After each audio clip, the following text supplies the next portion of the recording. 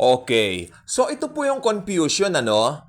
Meron po kasing banggit na second chance. Although sa Bible po walang binanggit na second chance, pero nandun po yung pahiwatig ng second chance. Good evening po sa ating lahat. Talakayan natin ang second chance. Ibig sabihin po nito, may pag-asa pa bang maligtas ang isang tao during the tribulation? Check. Meron po. Pero may pag-asa pa bang maligtas ang mga namatay na ngayong church age? Nope, wala na po. Hindi po ba parang unfair? Sabi nung ilan sa akin. Hindi po unfair. Sapagkat ang basihan po ng salvation ngayon is grace. Ito po yung manampalataya ka kay Jesus at maliligtas ka. Tandaan po natin, kailan matatapos ang church age? Sa rapture. Pag na-rapture na po tayo, automatic ibang covenant na po yon. Covenant na po yan ng, ng works. Sapagkat during that time, during the tribulation, ang salvation po is by works. Manampalataya kay Jesus, yun po ay faith kay Jesus, di po ba? Plus, kailangan magbubuka ng iyong sariling dugo. Kaya during the tribulation, may chance maligtas. Nga lang, kailangan mong haluan ng works yung faith mo kay Jesus. Hindi po nakakalito yan. Ngayon, bakit po yung mga namatay ngayon church age? Ito po yung malawak na tanong ngayon. Bakit daw yung mga namatay ngayon church age? Wala nang pag-asang maligtas. Samantalang tribulation meron ba? Sapagkat iba na po yung covenant during that time. Mas matindi yung covenant during that time. Madali nga lang po maligtas ngayon. Kaya lang yung mga namamatay ngayon, nakakalungkot, hindi po nila grinagrab yung oportunidad na ma-save ngayon church age. Sapagkat ngayon po napakadaling maligtas. Sa totoo lang po, it's so easy to be saved right now. In our covenant right now. Church age covenant, grace covenant. Ito po yung pinakamadali. Sapagkat manampalataya ka lang doon sa tinapos na gawa ng Panginoong Hesukristo. Pero ang problema, maraming matigas ang puso. Ngayon, ito yung pinakatanong. Pag inabutan ng kamatayan ng mga yan, yung mga namatay ngayon sa church age, may kaligtasan pa ba? Wala na po. Damned forever. They will be damned forever. Ngayon, pag namatay po sila, nasaan po sila? Meron po tinatawag na temporary detention. Ang mga namamatay ngayon ng mga unbelievers, kung tawagin po ay Hades or Hades, kung whatever you're wherever you are comfortable pronouncing that word, sa Hades, nandito po yung mga namamatay na mga hindi mananampalataya ni Jesus. Doon muna po sila until matapos yung White Throne Judgment. Ito po ay judgment ng mga unbelievers. Na kailan mangyayari? Kapag natapos na yung millennial reign ni Jesus dito. Ganun po yan. Alam po natin yung cycle na yan. So, wag po sana tayong malilito. Kasi ang nakakalungkot po, nakakatakot po ito, sabi nila, may nagtuturo na rin ngayon, pag namatay daw ngayong church age, grace age, may chance para maligtas. Actually, isang big religion ang nagtuturo niyan. That's a big lie from the pit of hell. Wala na po. Pag namatay ngayong church age at hindi nanampalataya sa Panginoong Hesus, mapupunta yan ng impyerno forever and ever. Ngayon, sabi nila, sino yung mga mapupunta sa impyerno? Anong edad? Sabi nila. Ito pong gusto ko po sabihin sa inyo. Yung mga meron pong yung mga nasa age of accountability na. Ibig sabihin, alam nila ang right or wrong sapagkat halimbawa, pinakita ko sa iyo kulay pula.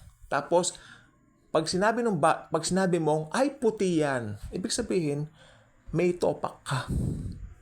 May sinto ka. Kaya I believe yung mga sinto-sinto, parang isip bata, sa kanila ang kaharian ng langit. Pag namatay ang mga topak, ang mga baliw, ang mga 5'10", no? Mga topak, mga may sira sa pag-iisip, no? Sa langit pupunta ng mga yan, believe me. para mga bata. Kasi wala silang age of accountability. Wala silang accountability kasi nga ano po sila. Ngayon sa age naman po, ang pinakabatang pinatanggap namin dati, naalala ko, as I was, preaching the word, 7 years old. Do you understand? I asked this little girl, dati doon sa Opo! Sabi niya ganon.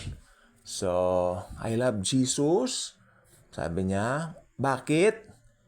Ano ang ginawa niya sa'yo? Niligtas niya ako sa mga kasalanan ko. At habang lumalaki itong bata, sabi niya, nagpapasalamat po ako, nakilala ko po siya. So I believe from the heart, di po ba? So ang sarap sa pakiramdam na ginamit po tayo doon. Ngayon, ang mga namamatay ngayong church age, nasabi ko na po, nandun sa temporary na nade-detain sila dito sa Hades. Nandun po sila. Ano po ba ang magiging pakiramdam nila ngayon doon sa Hades? I believe itong Hades, ito ngayong temporary na detention ng mga namamatay na unbelievers, halo-halo po ang emotions dyan. Nandito yung sinasabi, sana narinig ko ang gospel. Pero actually narinig po talaga nila, tinanggihan nila. Ang Hades ay lugar ng pagsisisi, matinding pagsisisi, paninubugho. Matinding lugar ng panghihinayang. Sana tinanggap ko ang gospel. Sana tinanggap po si Jesus. At malalaman po natin dyan na ang kaligtasan po ay si Jesus lang, hindi ang mabubuting gawa. Sapagkat dyan sasabihin nila, sana naniwala ako. Sana tinanggap po si Jesus. Sana I believe na si Jesus lang ang dama ng iba. Hindi ang works. Church age, salvation by grace alone. Kay buti ng Diyos sa atin. Pinadala niya si Jesus, mamatay sa krus para tubusin tayo sa mga kasalanan natin 2,000 years ago. Available 24/7 ang kaligtasan. Just receive it. Receive Jesus Christ. Ngayon, dito naman po sa tribulation o kaya great tribulation, bakit daw nagbago yung, kasi may mga ilang ill comments. Masyadong mga mean yung mga comments. Believe it or not, I'm not going to answer any of those because naka-focus po ako sa message ko. Alam ko, pinag-aralan ko to. Alam ko, sigurado ako, regardless of what the comments or mean comments na ibinabato dito sa mga comment section natin. But you know what? Open po yan para sa inyo. It's your own, paniwala or belief. Igagalang ko po yan. Mahal ko po kayo sa Panginoong Hesukristo. Di po ba? Kahit ano yung mga ill comments na yan. Okay? So, saan na po ba tayo? Ayun. Yung sa Great Tribulation po, in order na maligtas ang tao, klaro po nating mabuti. Kasi dito po nalilito yung marami. Parang malupit daw yung pugot ulo. Aba, hindi po Diyos ang malupit doon. Hindi po si Jesus ang malupit doon. Ang malupit doon yung Antikristo. Sa pangunguna ni Satanas. Yun ang requirement niya. Doon sa mga tao na hindi nagpatatak nung 666.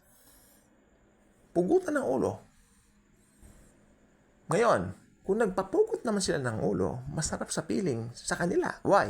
Mapupunta sila sa langit. Mapupunta sila sa langit. Sapagkat ang covenant po during the Great Tribulation is believe in Jesus, pero yung dugo na dadanak, hindi na dugo ni Jesus, dugo mo mismo. Kasi, dito sa ating church age, manampalataya kay Jesus, sa dugo ni Jesus tayo naligtas. Kaya sabi ko po, kay palad po natin, naligtas tayo ngayong, church age. Ano po? Actually po, napakapalad po talaga natin. Ito po ang nag-uumapaw sa aking puso. Lord Jesus, thank you very much. Dahil wala po kaming ginawa. Ang ginawa lang po namin, kinilala namin yung ginawa mo sa cross 2,000 years ago.